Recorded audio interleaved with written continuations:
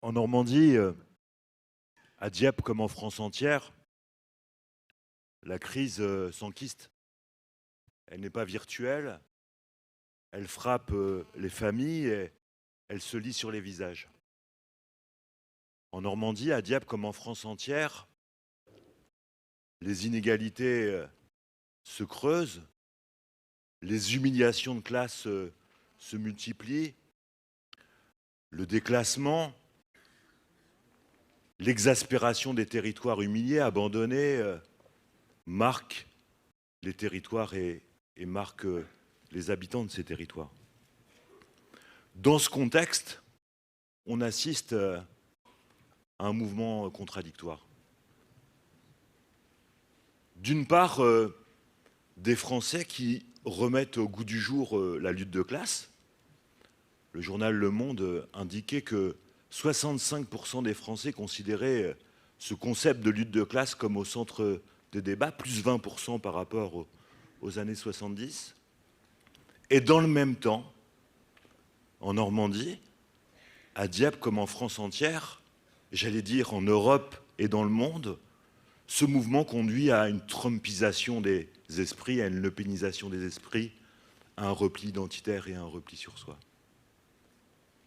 Dans ce contexte, j'ai volontairement voulu démarrer mon intervention sur cette réalité économique et sociale.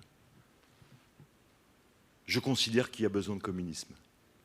Et je trouve réconfortant d'ailleurs que ce matin, le besoin de communisme, quelles que soient les opinions exprimées, revient au centre du débat.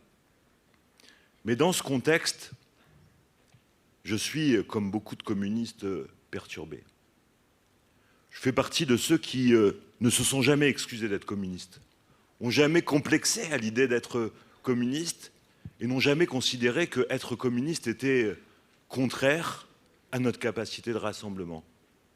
Et de ce point de vue donc, les arguments développés avec humanité, avec talent, avec humour, par André Chassaigne, emportent la conviction du militant que je suis et qui avait d'ailleurs plaidé pour sa candidature en 2012. Mais perturbé parce que ces arguments emportent ma conviction, mais pas sa conclusion.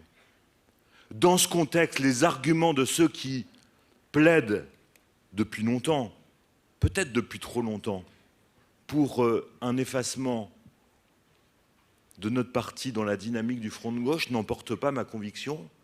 Et pourtant, je crois qu'en lucidité, en efficacité, il nous appartient de faire ce choix-là. J'ai dit qu'il y avait urgence à rentrer en campagne. La situation économique et sociale que nous vivons tous implique que les communistes, sans renoncer à ce qu'ils sont, entrent en campagne. Dans un territoire comme la Normandie, ça veut dire plaider pour une politique énergétique qui échappe à la logique d'actionnaire. Et plaider y compris pour que cette politique énergétique, lorsqu'elle épouse les effets de mode sur l'éolien offshore, respecte la parole des pêcheurs. En Normandie, ça veut dire faire en sorte que le déménagement du territoire, la casse des services publics de proximité qui s'inscrit dans les politiques gouvernementales depuis plusieurs décennies, soit contredite, contrariée par un aménagement équilibré du territoire, par des communes remparts face à la crise et protégeant face à la crise.